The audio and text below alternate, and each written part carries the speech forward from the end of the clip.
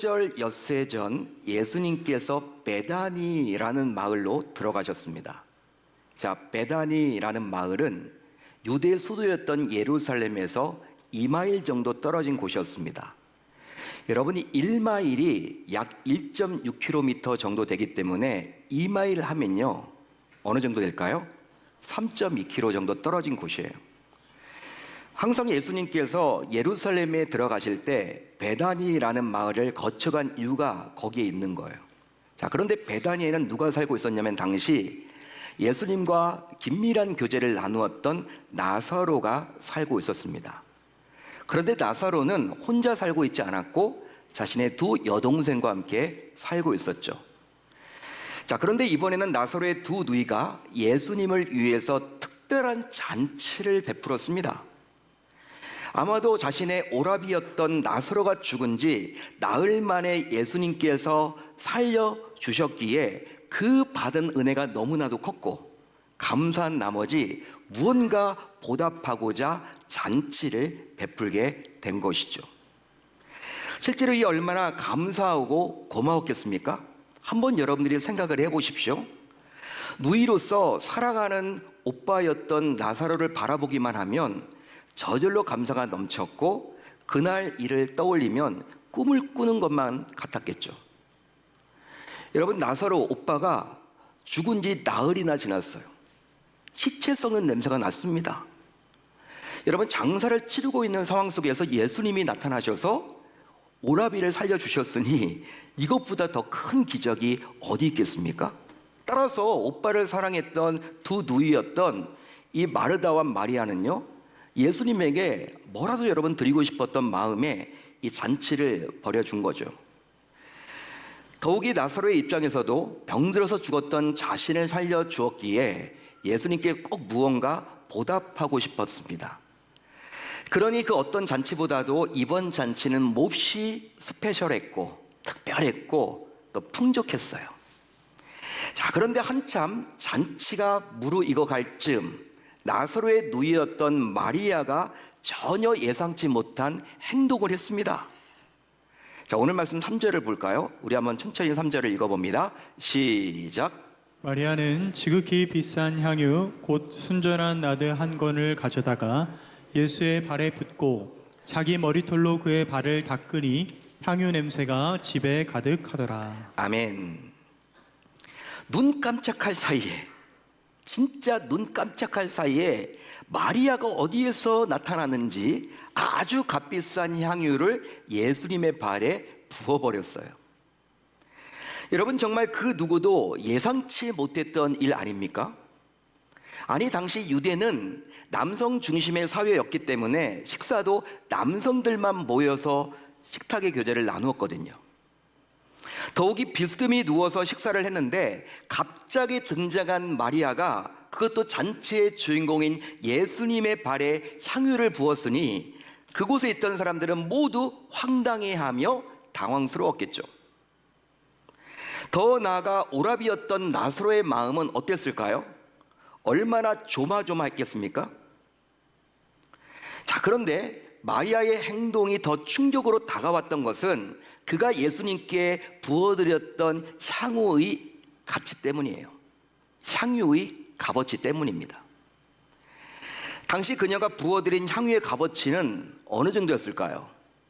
오늘 말씀을 보면 나와 있지만 300데나리온 정도의 가치였습니다. 당시 유대 사회에서 1데나리온은요, 남자 장정의 하루 품삯이었습니다. 따라서 300데나리온은 남자 장정의 1년치 연봉에 해당하는 큰 금액이었죠. 그러기에 오늘날 우리의 화폐 가치로 계산을 해보면 적게 계산을 해도 3천만 원이 넘는 큰 액수라고 말할 수 있을 거예요. 여러분, 대단하죠? 향유 하나의 가치가 그 정도였습니다. 더 나아가 그 비싼 향유를 들었다는 점도 충격이었는데 그런 향유를 굳이 왜 발에 부어서 낭비했냐라는 점에서 모두가 놀라지 않을 수가 없는 거죠. 솔직히 부어드렸다라는 말은 표현이 좋아서 그렇지, 부어드렸다라는 이 말은 표현이 좋아서 그렇지 실제로는 허비한 것이 맞아요. 왜냐하면 부어진 향유는요, 다시 담을 수가 없기 때문이에요. 이거 낭비 맞습니다. 허비 맞습니다, 여러분. 실제로 발에 부어드리지 않고 그냥 예수님께 가져다 드렸더라면 더 많은 일에 유익하게 사용하지 않았을까요?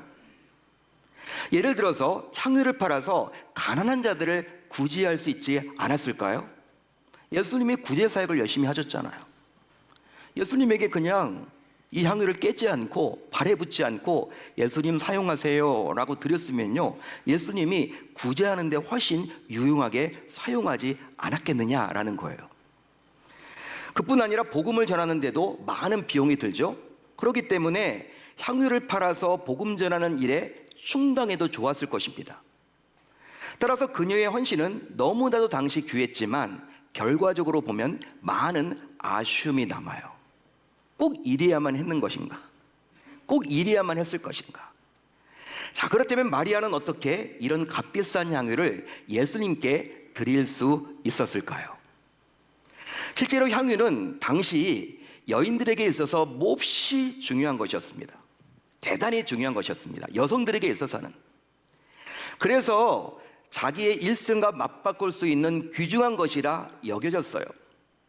그랬기에 마리아 역시 이런 결정을 내리기까지 수없이 몇 날 며칠을 고민하고 생각을 해왔겠죠. 충동적으로 벌인 일이 결코 아니라는 사실입니다. 자, 그러면 왜 마리아는 하필 이리 귀한 향유를 이런 방식으로 드렸던 것일까요? 만약 여러분들이 당시 마리아라면 어떻게 하시겠습니까? 여러분, 어떻게 하시겠습니까? 여러분, 마리아에게도 300데나리온의 향유는 자기 삶의 전부였습니다. 자기 삶의 전부였습니다. 그녀는 이것을 모으고자 지금까지 제대로 먹지도 못했고 입지도 못했고 즐기지도 못했어요.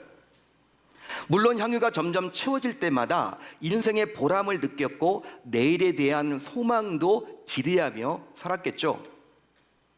따라서 이 향유는 어떤 의미에서 볼 때 그녀 인생의 전부라고 말할 수 있습니다. 자, 그런데 이렇게 자기 생명과도 같은, 자기 목숨과도 같은 소중한 향유. 자, 그렇다면 그녀가 이런 향유를 예수님의 발에 부어드린 것은 과연 무슨 이유에서였을까요? 무슨 이유 때문일까요? 그것은 바로 그녀의 주인이 바뀌었기 때문입니다. 그녀의 주인이 바뀌었기 때문입니다. 할렐루야, 할렐루야. 자, 그러면 예수님을 인격적으로 만나기 전 그녀의 주인은 과연 누구였을까요? 무엇이었을까요? 그녀의 주인은 누구였을까요? 무엇이었을까요? 바로 향유였습니다. 향유였어요. 그래서 향유를 모으고 모아진 향유를 바라보는 것이 그녀 인생의 낙이었고 보람이었습니다. 하지만 이제는 그녀의 주인이 바뀌었죠. 바뀌게 되었죠. 그녀의 주인이 바뀌게 되었습니다. 예수님을 만나서 예수님께서 베풀어 주신 사랑과 은혜를 받고 나니 향유는 더 이상 그녀 인생의 전부가 될 수 없었던 거예요. 그래서 이제 그녀는 자기의 참 주인이신 예수님께 향유를 부어드림으로 자기 인생의 주인이 바뀌었음을 공개적으로 선포했습니다. 믿으시면 아멘, 동의하시면 아멘. 자, 그런데 안타깝게도 여전히 자기가 주인인 자들이 있습니다. 자기가 주인인 자들이 있다라는 거예요. 누가복음 7장을 보게 되면 오늘 말씀과 다소 비슷한 내용이 나와요. 그렇지만 비슷하지만 같은 사건이라고 말은 할 수 없어요. 자, 누가복음 7장을 보면 한 바리새인이 등장을 하는데 이 바리새인이 다른 바리새인들과는 달리 예수님을 자신의 집으로 초대해서 식사를 같이 하자고 요청을 합니다. 여러분, 일반적으로 바리새인들은요, 예수님을 정죄했죠? 예수님을 정죄했습니다. 따라서 예수님과 같이 식사를 하는 경우는 없었거든요. 그런데 희한하게도 누가복음 7장에 나와 있는 이 바리새인은 예수님을 자신의 집에 초청해 가지고 식사를 대접하겠다라고 요청을 해요. 이런 요청을 예수님은 받아들였습니다. 따라서 아무래도 예수님을 함정에 빠뜨리기 위한 그래서 식사 제한을 한 것으로 여겨지는 거죠.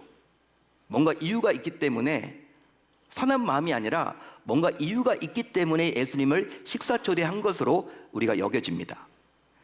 하지만 예수님은 이 제안을 이제 받아서 이제 그 집에 들어가셨고 맛있게 식사를 하셨습니다. 그런데 한참 식사를 하고 있는데 그 동네에 살던 죄를 지었던 한 여인이 자기 눈물로 예수님의 발을 적셨고 자기 머리털로 닦았고 그 발에 입을 맞추었고 심지어 향유까지 부어버렸어요. 자, 이런 일이 순식간에 벌어지자 예수님을 초대했던 이 바리새인은요 분노했습니다. 화가 나가지고 이 여인의 행동을 아주 못마땅하게 여겼습니다. 이런 상황 속에서 예수님께서는 이 바리새인을 향해서 이제 다음과 같이 책망하게 이르렀어요. 자, 누가복음 7장 44절로 46절인데 좀 길지만 천천히 한번 읽어봅니다. 예수님께서 바리새인에게 해주신 책망조의 말씀입니다. 시작. 이 여자를 보느냐? 내가 내 집에 들어올 때 너는 내게 발 씻을 물도 주지 아니하였을 때 이 여자는 눈물로 내 발을 적시고 그 머리털로 닦았으며 너는 내게 입맞추지 아니하였을 때 그는 내가 들어올 때로부터 내 발에 입맞추기를 그치지 아니하였으며 너는 내 머리에 감람유도 붓지 아니하였을 때 그는 향유를 내 발에 부었느니라. 아멘. 식사를 제안했던 바리새인의 집에 예수님께서 손님으로 들어가셨을 때 이 바리새인은 예수님에게 발 씻을 물조차도 주지 않았다라는 거예요. 유대 사회는요, 여러분 2000년 전입니다. 지금으로부터. 우리가 여러분 밖에 다닐 때 우리는 다 포장된 도로를 다니기 때문에 발이 그렇게 더러워지지 않아요. 그렇죠? 좋은 신발을 신고 있기 때문에 굳이 여러분 막 진흙탕에 들어가지 않으면 그렇게 먼지가 많이 발에 붙지 않습니다. 양발도 신고 하기 때문에. 근데 2000년 전 유대 사회 속에서는요, 포장된 도로는 없죠. 흙이 막 다니는, 또 비가 오면 여러분 완전히 진흙탕과 같은 그런 곳을 다녀야만 했죠. 뭐 지금처럼 뭐 가죽 신발 이런 게 아닙니다. 샌들과 같은 그런 신발이기 때문에 발이 여러분 가장 지저분한 거예요. 그러니까 어느 집에 초대를 받든지 간에 여러분 가장 먼저 이제 그 주인이 해줘야 될 것이 있는데 그것이 바로 무엇이었냐면 발 씻을 물을 주는 거예요. 그건 여러분 상식입니다. 가난한 집이건 부유한 집이건 그건 여러분 해줘야 되는 거예요. 근데 그것조차도 해주지 않았다라는 거예요. 거기에 더하여 바리새인은 초대받아 들어왔던 예수님께 입을 맞추지도 않았죠. 여러분 유대 문화 속에서 이제 여러분 인사법이 바로 이렇게 입을 맞춰서 이제 서로 이제 우리가 인사하는 거 아닙니까? 친근함을 느끼는 건데 그것조차도 하지 않았다라는 거예요. 이 바리새인은. 예수님이 지금 그 이야기를 지적하고 있습니다. 더욱이 바리새인은 예수님의 머리에 그 흔하디 흔한 감람유조차도 붓지 않았었습니다. 예수님께서는 바리새인에게 이런 불편한 이야기를 지금 해놓고 있는 거야. 너도 할 말 없는 거야. 네가 지금 이 여인에게 지금 책망조로 이야기를 하고 있는데 네가 한 일을 한번 생각해봐. 우리 주님이 지금 그렇게 지적해주고 있습니다. 바리새인에게. 자, 그러면 예수님께서 이런 책망조의 이야기를 당시 바리새인에게 하신 이유는 과연 무엇 때문일까요? 그것은 바로 이 바리새인은 예수님을 손님으로 초대는 해 놓았지만 예수님에게 관심조차 없었고 여전히 자기 자신이 주인으로서 살아가고 있었기 때문입니다. 한마디로 바리새인은 자기 집에 모신 예수님이 주인이 아니라 여전히 자기가 주인 노릇을 하며 살았던 거예요. 그렇게 바리새인은 예수님을 집에 모셔놓고도 전혀 안중에도 없이 정말 무례하게 행동했던 것이죠. 여러분, 이게 바로 자기가 주인인 사람들의 모습입니다. 예수님은 그렇게 지금 꼬집고 있는 거죠.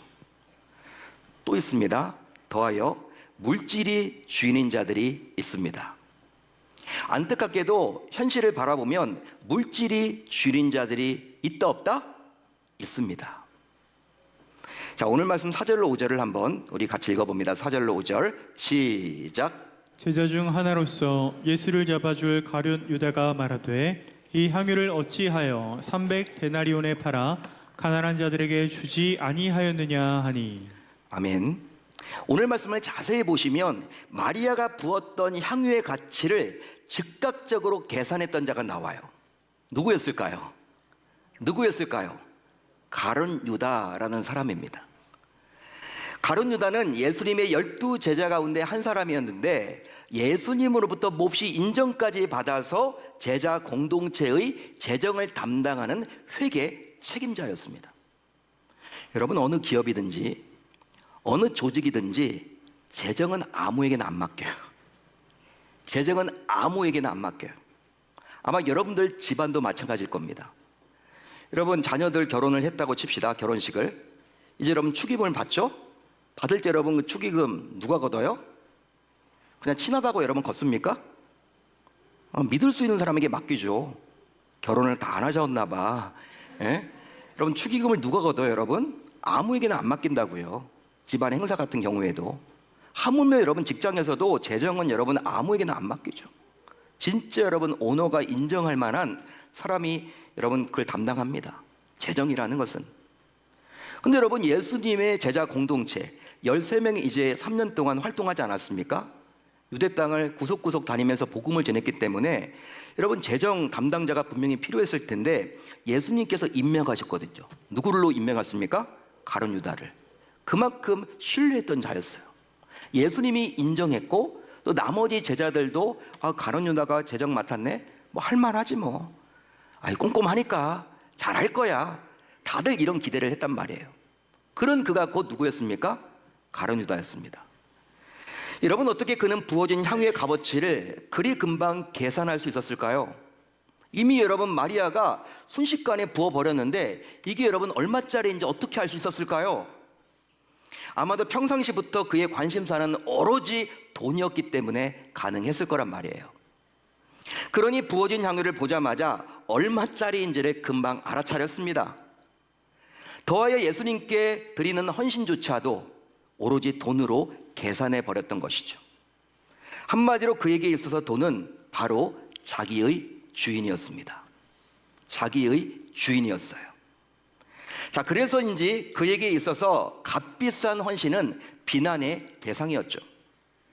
말로는 어떻게 이야기합니까? 가난한 자들을 들먹이고 있지만 실상은 어때요? 돈의 노예가 되어서 돈에 집착하면서 욕심을 부리며 살아갔습니다. 오직 돈 했던 자가 바로 곧 누구였다? 가룟 유다였다라는 것이죠. 머리에 돈밖에 없는 거예요. 입만 열면 돈 얘기만 해요. 결국 가룟 유다는 3년 동안 스승으로 모셨던 예수님조차 은 30에 팔아버렸어요. 그 돈 때문에 판 겁니다, 여러분. 그런데 당시 은 30이 어느 정도 가치가 있었냐면 노예 한 명을 거래할 수 있었던 금액이었대요. 큰 금액도 아닙니다, 여러분. 노예 한 명을 살 수 있는 금액이었습니다. 그러니까 3년 동안 자신이 스승으로 모셨던 예수님이 노예 한 명 정도의 가치밖에 없다라고 이 가룟 유다는 여겼기 때문에 예수님을 팔아버린 거예요. 반면에 마리아는 어떨까요? 마리아는 어떻습니까? 예수님께 300데나리온, 즉 자기 인생의 전부를 부어드리면서도 고개를 들지 못했어요. 이것을 통해서 그녀의 주인은 예수님이지만 가룟 유다의 주인은 예수님이 아니라 돈임을 알 수 있는 것이죠. 할렐루야, 할렐루야. 자, 그렇다면 그녀가 향유를 그냥 드리지 않고 예수님께 그냥 드리지 않고 부어드린 것은 무슨 이유 때문일까요? 무슨 이유 때문일까요? 오직 예수님만이 자기 주인임을 다시 한번 고백하고자 함입니다. 고백하고자 함입니다. 예수님이 자기의 주인이기에 오직 주인이신 예수님께만 드리려고 했던 거예요. 물론 마리아 역시 향유를 그냥 예수님께 드리게 되면 가난한 자들과 복음사에게 더 유용하게 사용될 수 있음을 모르지 않았습니다. 알고 있었습니다. 그럼에도 불구하고 예수님의 발에 향유를 부은 것은 자신의 주인은 오로지 예수님뿐이라는 신앙 고백을 공개적으로 하고자 함이었던 것이죠.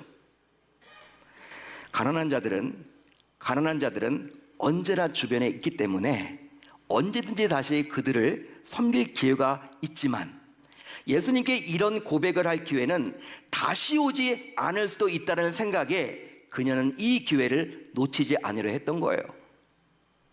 그리함으로 그녀는 자신의 주인인 예수님을 기쁘게 하려 했습니다. 자신이 주인이었던 예수님을 기쁘게 하려 했습니다. 하지만 우리 주변을 바라보면요, 종종 이렇게 이야기하는 분들이 있어요. 이렇게 말하시는 분들이 있습니다. 아이, 그냥 드리지. 드릴 거 그냥 예수님께 그냥 드리지. 예수님이 어련히 알아서 그냥 그걸 좋은 데 쓰지 않을까. 그냥 드리면 되지. 그걸 굳이 이렇게 발에다가 향유를 깨가지고 그걸 흘러넘치게 해야 돼? 그걸 부여야 돼? 이렇게 말하는 분들이 있어요. 하지만 이렇게 말하는 분들은 어떻습니까? 드리지 않으려는 속셈을 드러내는 거예요. 드리고 싶은 마음이 없는 겁니다, 여러분. 또 이렇게 이야기하는 분들이 있습니다. 저거 돈으로 바뀌어서 드렸으면 얼마나 좋아? 그러면 예수님께서도 필요한 곳에 적절히 알아서 사용하실 텐데, 이렇게 말하시는 분들이 있는데, 이건 역시 드리고 싶지는 않은 마음을 고스란히 거기에 담아서 드리고 있는 거예요. 그렇게 표현을 한 것뿐이에요.